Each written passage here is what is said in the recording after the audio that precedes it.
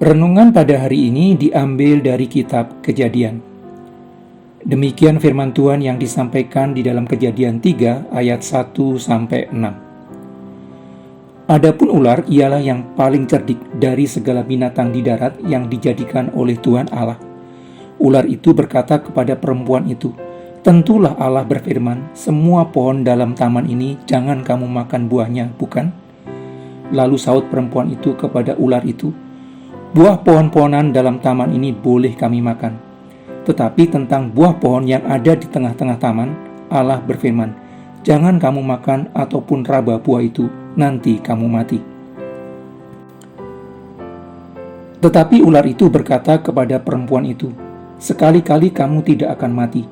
Tetapi Allah mengetahui bahwa pada waktu kamu memakannya, matamu akan terbuka dan kamu akan menjadi seperti Allah, tahu tentang yang baik dan yang jahat." Perempuan itu melihat bahwa buah pohon itu baik untuk dimakan dan sedap kelihatannya. Lagi pula pohon itu menarik hati karena memberi pengertian. Lalu ia mengambil dari buahnya dan dimakannya dan diberikannya juga kepada suaminya yang bersama-sama dengan dia, dan suaminya pun memakannya.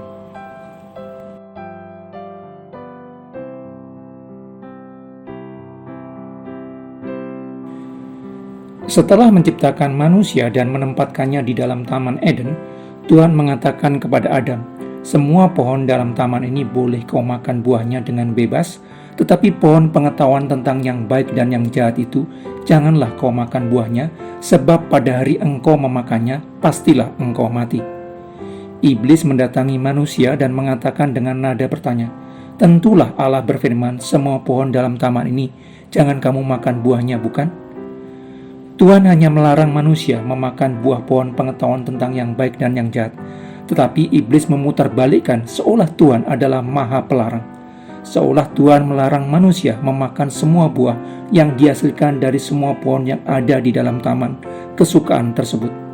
Padahal Tuhan memberikan kebebasan kepada manusia untuk menikmati semua buah yang dihasilkan dari semua pohon di dalam taman kesukaan tersebut. Ketika Tuhan mengatakan bahwa konsekuensi dari memakan buah pohon pengetahuan tentang yang baik dan yang jahat adalah kematian, iblis mengatakan bahwa manusia tidak akan mati. Bahkan iblis mengatakan bahwa manusia akan menjadi seperti Allah, tahu tentang yang baik dan yang jahat. Kepastian kematian sebagai akibat memakan buah terlarang yang dikatakan Tuhan adalah kematian rohani. Manusia akan mengalami kematian rohani karena terpisah dari Tuhan.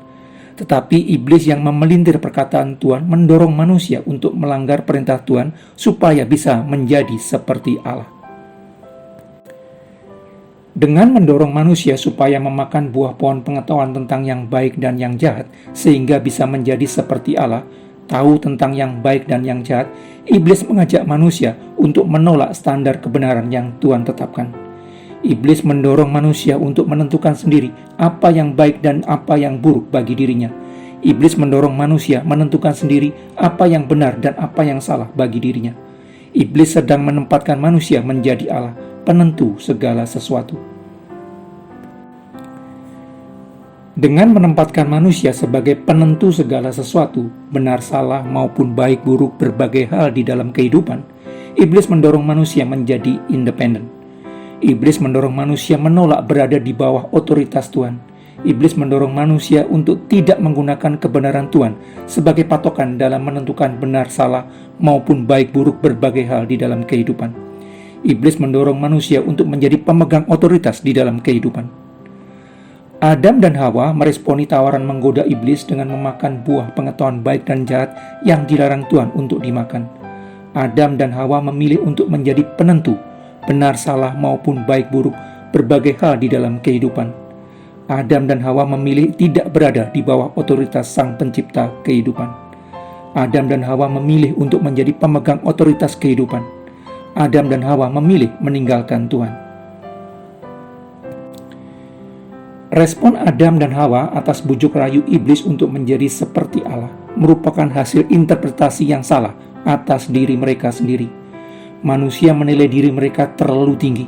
Manusia menempatkan diri mereka setara dengan Allah. Dengan menempatkan diri setara dengan Allah, manusia menjadi penentu benar salahnya, baik tidaknya segala sesuatu. Secara langsung menolak menempatkan Tuhan sebagai penguasa hidup mereka. Manusia telah dikuasai kesombongan. Manusia merasa bahwa hikmat pribadinya cukup dalam menjalani kehidupan. Hakikat dari kesombongan adalah penilaian salah terhadap diri sendiri, memberikan nilai kelewat tinggi terhadap diri sendiri. Padahal manusia adalah makhluk ciptaan. Bahkan hidup manusia seperti uap, begitu singkat, sesaat ada lalu lenyap. Supaya organ tubuhnya tetap berfungsi, manusia sangat bergantung kepada kemurahan Tuhan. Supaya tetap hidup, manusia sangat bergantung kepada Tuhan. Manusia sangat bergantung kepada Sang Pencipta segala sesuatu. Ketika manusia memisahkan diri dari Sang Pencipta, akan mengalami kematian rohani. Dengan menyingkirkan Tuhan dari hidup mereka, manusia juga akan menolak mengerjakan perintah Tuhan lainnya. Dengan menolak mengerjakan perintah Tuhan lainnya, pelanggaran terhadap perintah Tuhan akan terus terjadi. Kesombongan merupakan induk dari segala dosa lainnya. Kesombongan menjadi bibit yang menghasilkan dosa lainnya. Kesombongan akan beranak pinak dalam bentuk dosa lainnya. Karena itu, melawan bujukan dan ajaran iblis yang telah membiasakan manusia untuk menentukan sendiri benar salah maupun baik buruk berbagai hal di dalam kehidupan harus dilakukan. Melawan iblis bukan dilakukan dengan sering menengking iblis supaya pergi dari kehidupan kita, tetapi dilakukan dengan membangun kesadaran bahwa manusia adalah makhluk ciptaan yang fana. Sebagai makhluk ciptaan, manusia sangat bergantung kepada penciptanya. Dengan membangun kesadaran bahwa manusia sangat bergantung kepada Tuhan, mendengarkan dengan sungguh firman Tuhan dan mengerjakan yang diperintahkannya merupakan keharusan. Memperhatikan dengan sungguh apa yang dikatakan Tuhan merupakan pengakuan atas otoritas Tuhan terhadap diri kita. Mendengarkan dengan sungguh suara Tuhan merupakan bukti kesediaan untuk melepaskan diri dari pola hidup yang diajarkan dan dibiasakan iblis selama ribuan tahun dan masuk ke dalam pola hidup baru yang ditetapkan Tuhan. Itulah kerendahan hati.